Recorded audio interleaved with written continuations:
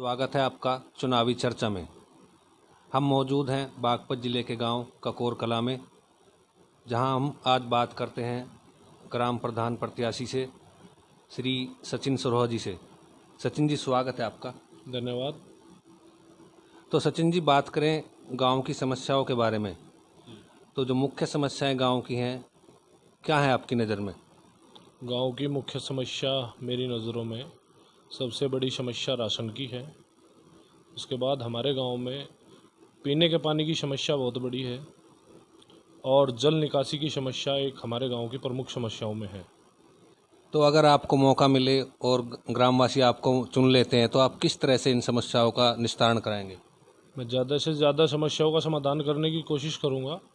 बाकी जैसे राशन का है, राशन डीलर से संपर्क करके उसका काम सही तरीके से करने के लिए प्रोत्साहित करेंगे। और जल निकासी की और ये समस्याएं तो ये हो ही जाएंगी समाधान, क्योंकि सरकार इसके लिए बहुत सारा पैसा खर्च करती है और कुछ लोग नहीं कर पाते। पर भविष्य में अगर ऐसा कुछ हुआ तो हम ज़रूर इन समस्याओं का समाधान करेंगे। तो आपने कोई योजना तैयार की है? योजना तो तैयार है। योजना तो सब चीज़ों के लिए सोच रखा है पहले से कि ये इस तरह से इन कार्यों को किया जाएगा। योजना तो तैयार करी गई है इसके लिए। इसके अलावा मैं बात करूं महिला आरक्षण को लेकर, जी, सरकार ने महिला सशक्तिकरण करने के लिए, महिलाओं को आगे बढ़ाने के लिए आरक्षण दिया है, लेकिन वो आरक्षण किस हद तक सही साबित हो रहा है? आरक्षण काफ़ी हद तक सही साबित हो भी रहा है और मैं खुद इस पक्ष में हूँ। मैं खुद भी अपनी माताजी को चुनाव लड़वाने के पक्ष में हूँ। मैं खुद अपनी माताजी के नाम से नामांकन करूँगा और महिलाओं को प्रोत्साहित करना चाहिए आरक्षण के जरिए। इसीलिए तो आरक्षण की ज़रूरत पड़ी, क्योंकि महिलाएं हमारे देश में काफ़ी पीछे हैं। लेकिन महिलाएं जीतने के बाद जो है राजनीति नहीं कर पाती हैं, घर से बाहर नहीं निकल पाती हैं। उनके परिवार के, उनका पुत्र या पति, घर के परिवार के लोग राजनीति करते हैं। इस चीज़ का एक हमारी जो सामाजिक व्यवस्था है ये बहुत बड़ी इसके लिए कारण है। ये बहुत बड़ा, क्योंकि हमारे जो गांव में है आज तक भी वो पुरुष प्रधान है और महिलाओं को गांव में घूमने फिरने का इतनी आज़ादी, या वो खुद भी इतनी विकसित नहीं हो पाई हैं कि वो खुद जाके गांव में समस्याओं का समाधान कर सके। इस चीज़ के लिए कहीं ना कहीं हम खुद भी जिम्मेदार हैं। जी। और मैं बात करूं शहीदों को मिल रहे सम्मान को लेकर, जी, आज के हमारे जो युवा पीढ़ी हैं, अगर हम उनसे स्वतंत्रता सेनानी या शहीदों के नाम 10 के भी नाम पूछे तो वो नहीं बता पाते हैं। फिल्म स्टार और क्रिकेटर, राजनेताओं के नाम बता देते हैं। तो क्या कारण है कि वो नहीं बता पाते? आजकल हमारे देश का जो युवा है वो काफ़ी भटक चुका है और शहीदों के सम्मान की तो आप बात छोड़िए, शहीदों की तो कोई किसी को याद ही नहीं आती आजकल। आजकल सब प्रत्येक आपका जो नौजवान है उसको आप पूछ लीजिए वैलेंटाइन डे कब है, उसको तुरंत 1 मिनट में बता देगा वो कब है। वो 7-8 दिन तक हर दिन के लिए उसको डे याद है, पर उसे शहीदों का एक दिन का भी उसे ये नहीं पता कि शहीद दिवस कब मनाया जाता है। महात्मा गांधी की जयंती का भी उन लोगों को नहीं पता होता है, तो शहीदों का सम्मान तो कहाँ से करेंगे।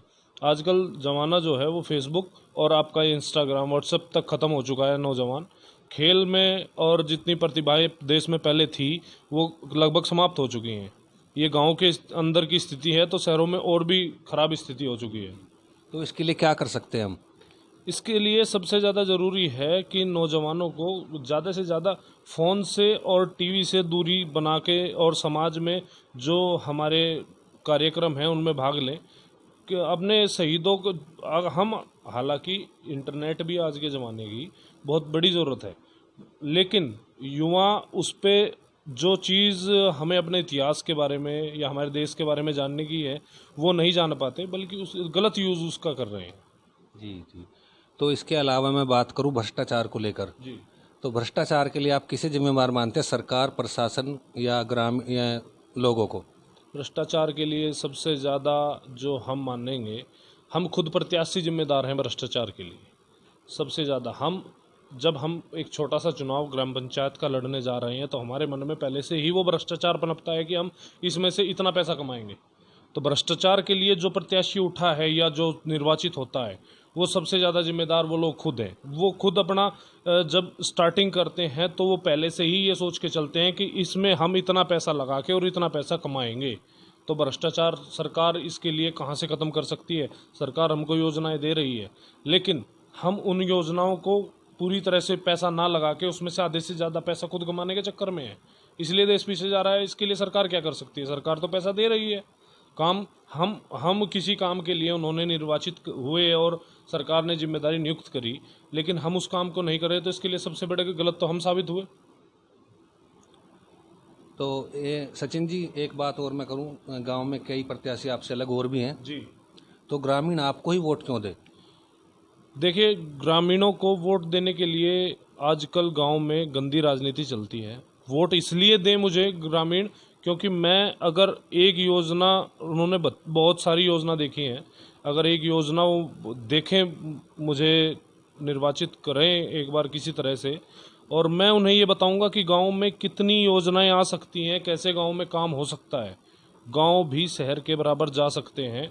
इतनी सरकार इतना पैसा गांव को दे रही है, लेकिन उस पैसे का यूज़ नहीं हो पाता। तो सचिन जी, हमसे बात करने के लिए बहुत बहुत धन्यवाद। जी, धन्यवाद।